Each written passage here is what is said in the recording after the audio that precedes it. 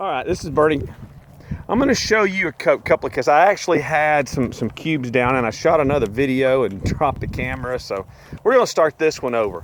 But this actually might work out a little bit better. I'm going to show you these two. You see these two red ones right here? Again, they're very similar in nature. The one right here and then the one right there. They're very similar in nature. They're about the same age. Their temperament is about the same. This is one that I would sell one and not the other. I would sell one and not the other. What are y'all doing? Now, here's the two here's the two buckskin ones I was talking about, 51 and 616. You can tell they actually have the same sire, different dams, and you can certainly tell it in the face. This girl right here has a little shorter, blockier head on her. That's 51. Number 16, if she'll turn around again, you can see she has a lot longer snout on her. A lot longer snout. Now, the two red cows that I showed you before are kind of out of this line of this gray one right here. She's kind of one of the matriarchs in this herd right now. That's Princess Adeline.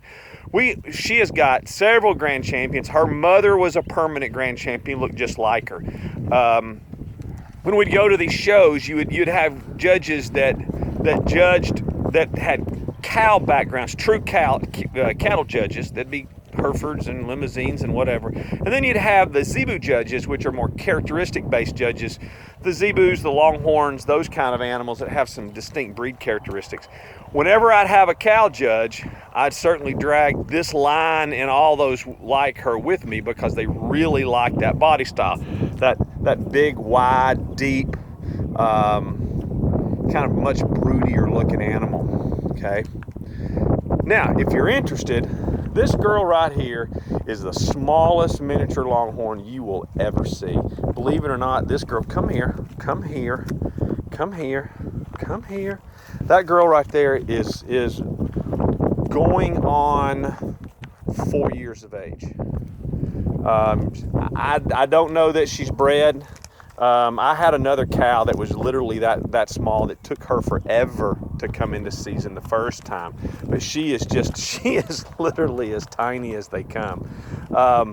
If you're wondering what that little black cow is, that's actually a Zebu Zebu lowline cross. That's an F1 cross from a Zebu and a lowline. A lowline is a miniature Black Angus. I really like her. She's just that is what I'm breeding for. Something very similar to that. And I'm gonna walk this way too.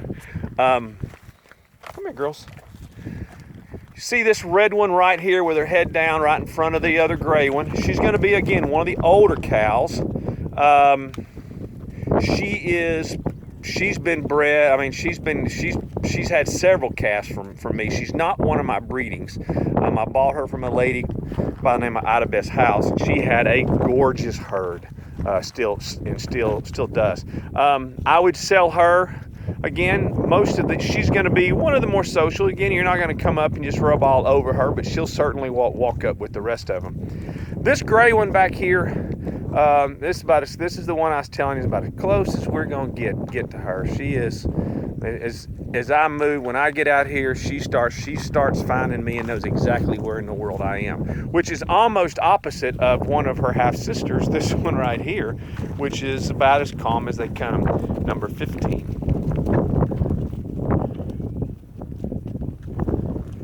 She would be for sale.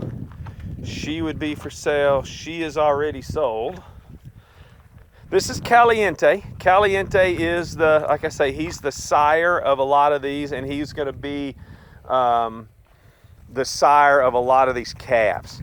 There's several out here that I kind of bred back to him, a little bit of line breeding, but I really wanted to get his characteristics. He is just a great looking little tiny small bull.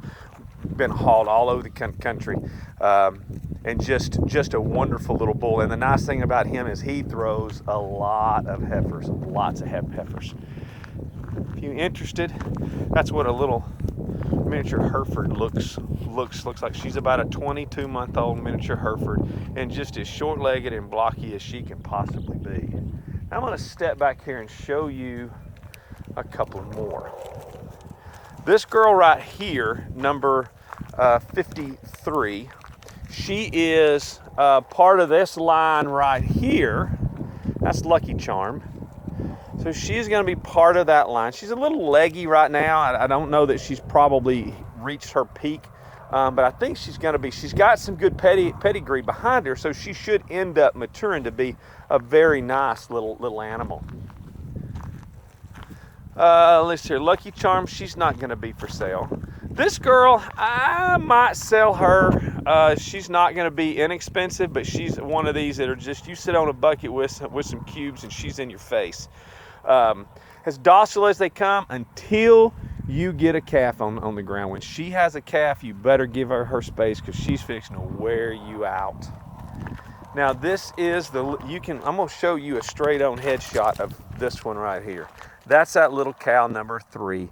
She is heavily bred. And again, she might pose you some issues if you're kind of inexperienced about it, and she's not going to be cheap. It'd take probably every bit of $3,500 to get her, and it's all about size. It is all about size with her, and she is, there's probably just a handful of bulls out there that you could even breed her to. So, that would be one that I'm selling. I would sell simply because she is so small. But I'm really going to be selective at who I sell her to. I'm going to stop the video right quick and we're going to go take a look at something else. All right, I've come over here in this little catch pen behind my house. I'm going to show you this girl right here. She's absolutely the matriarch of my herd. I just love her. She's old. She's about 10 years old, I think. She's going to be 9 or 10, maybe even 11 at this point in time.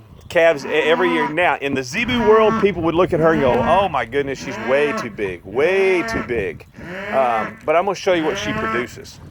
And this is the reason why. I'm going to walk around here. We're going to talk about these others in just a second. That is one of her calves. That is her 2011 calf. She just calved, or has calved. Okay. And that right there is her name is Eliza Jane, and this is Eliza Jane Chili calf. Now I'm going to turn around so I don't blind you in this sun. I'm going to turn around this way and show you two others. Come here, girls. Come here. Come here. You can see there's another full sister. That's an Eliza Jane Chili calf. And if this one right here will turn around, Gypsy. Hey. Turn around here. That's an Eliza Jane that's an Eliza Jane Chili calf too. If you'd be interested, I probably have a couple of these calves right here that I would sell. Have to look at them and see, but we could talk about them if you're interested in calves at all. All of these are going to be 2014 calves. So 2014 calves. Now I'm going to turn around. I'm going to show you 2 more red ones. Now look at this guy. Isn't he just the cutest little thing? This is a Dexter Longhorn cross. He's just the coolest little thing. I might keep him. He's about ready to be weaned, but I might keep him and steer him just to have a cool animal, because I think he's just neat looking. All right, here's the last 2. Here are 2 that I would sell. Both of them are about this. Again, if you look at them, they have a lot of the same characteristics. They're about the same size. They carry about the same body type. Okay. Very similar in nature, and again, I would sell one. Don't know that I would sell them both, but I would certainly sell one of them. So this kind of gives you an idea of what we're going to look at on Sunday. Give you one more. There's a little short-legged Dexter. If you want to ever seen a short-legged Dexter, that's a short-legged Dexter right there, and she is about to calve any minute now. All right, well, we'll see you on Sunday. Give me a shout, 214-796-0877. That's 214-796-0877. Bye.